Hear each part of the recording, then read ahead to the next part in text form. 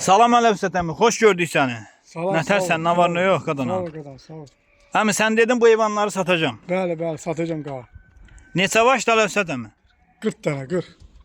40 baş. 40 baş heyvandır. Buyurun baxın, əziz qardaşlar, bax. Əlövsət əminin 40 baş bax belə birinci qarna.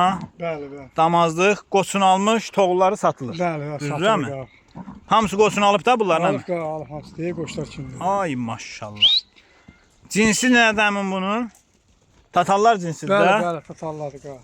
Ay maşallah. Halaldır Əlövsət əmi. Super heyvan yetişdirmisən.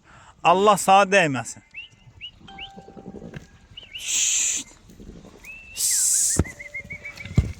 Ay maşallah. Buyurun baxın. Bax Əlövsət əminin heyvanları cins heyvanlardır. Hə, nömrə də dəstən inşallah. Hə, 050 660 660 156. 4156. Ha, kim istəyirsə Əlövsət əmindən əlaqə saxlasın. Oğlum mənə zəng eləçi qardaş, ged onu çək. Həm yaşlı adamdır. Çək onu dedi. Atam onları satsın. Satılsa dedi sən də hörməti eləyəcəyik. Dedim baş üstə qardaş. Maşallah olsun əmin. Halaldır Əlövsət əmi. Muncuq kimi heyvan saxlamısan. Allah sağ dəyməsin.